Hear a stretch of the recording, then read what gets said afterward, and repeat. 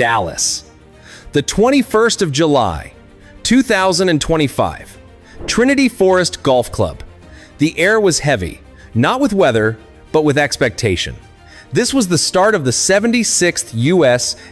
Junior Amateur Championship, and the opening buzz wasn't centered around a seasoned favorite. It was all about one 15-year-old stepping onto golf's most unforgiving youth stage, Charlie Woods. He wasn't walking alone. A massive gallery trailed him. Dozens of reporters lined the ropes, and among them, calmly inside the fairway, was Tiger Woods himself, hat low, arms crossed, silent.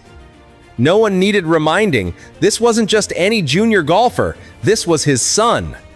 Charlie had earned this moment. Just weeks earlier, he pulled off a gritty AJGA victory that turned heads across junior golf. And then came Coral Springs, a brutal 3-for-1 playoff, where he drained a clutch birdie to snatch the final U.S. Junior qualifying spot. It wasn't given, it was taken with nerves of steel. By the time he teed it up in Dallas, the buzz was deafening. Golf Monthly had dubbed him a dangerous wild card. NBC's analysts highlighted how his form had matured. Every camera lens was aimed squarely at him. Every swing, a headline waiting to happen. For Charlie, this was both a dream and a test.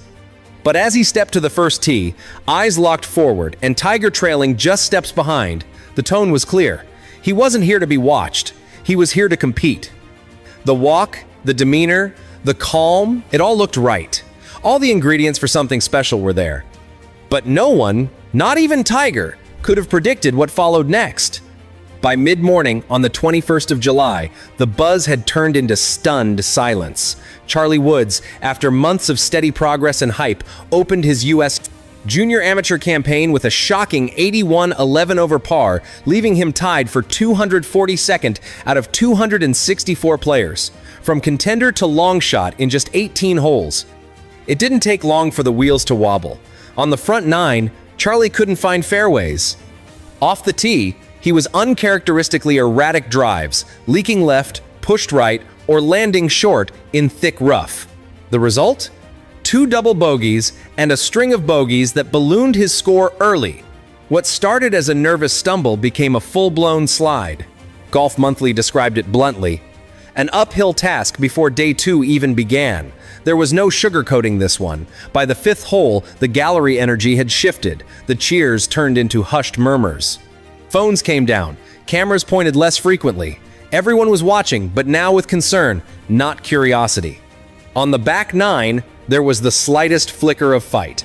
Charlie carded 2 birdies, including a smooth 12-foot putt at the par 3 13th. But by then, the damage had been done.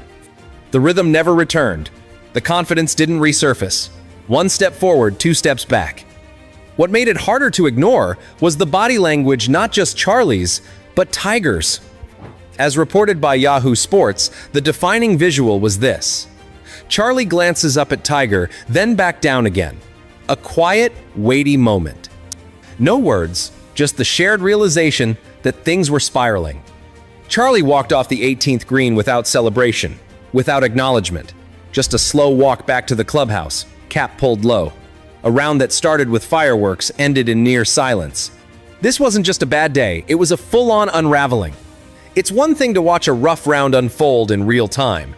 It's another to break down the numbers afterward and realize just how bad it really was. NBC Sports and WFAA didn't mince words. Charlie Woods had one of the worst statistical performances of the day at Trinity Forest. Start with the driver. Charlie hit just 3 of 14 fairways, among the lowest in the entire field. And when you're playing a championship setup, starting every hole from the rough, or worse, you're already digging a hole.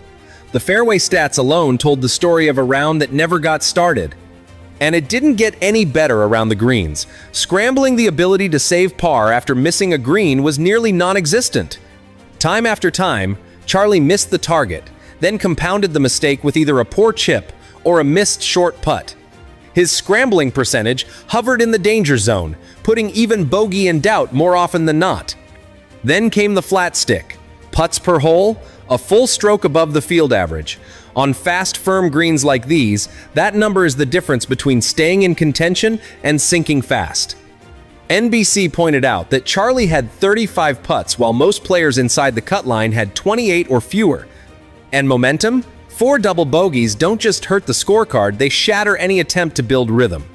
Each time it looked like he might stabilize, another big number dragged him deeper into the leaderboard basement. In total, Charlie finished 12 shots behind the projected +2 cut line for match play. 12. That's not a stumble, it's a collapse. By the numbers, he didn't just struggle, he was outclassed. And that cut line? It got further away with every single swing. As Charlie Woods walked off the 18th green at Trinity Forest, the cameras didn't just follow him, they panned immediately to the man trailing behind. Tiger Woods, hat low, arms crossed, eyes fixed straight ahead. No words, no reaction. Throughout the round, Tiger walked every step inside the ropes. But what stood out wasn't his presence, it was his silence. In past appearances, we've seen him crouch beside Charlie, offer tips, fist bumps, even laughter. But on this day, the usual support system was eerily quiet. There were no pep talks, no whispered encouragements. Just the sound of gallery murmurs and cleats crunching on Bermuda grass. Multiple reporters picked up on it. Yahoo Sports described Tiger as visibly tense but composed, while Golf Monthly noted his expression never changed even after Charlie's 4th double bogey. That stillness, that unreadable look, said more than any words ever could. And maybe that's what made it all feel heavier. For once, it wasn't just about a struggling teenager on a big stage, it was about what this moment symbolized for them both. A generational torch, flickering in the wind, the greatest golfer alive watching his son falter in front of the world. Not as a coach, not as a cheerleader, just watching.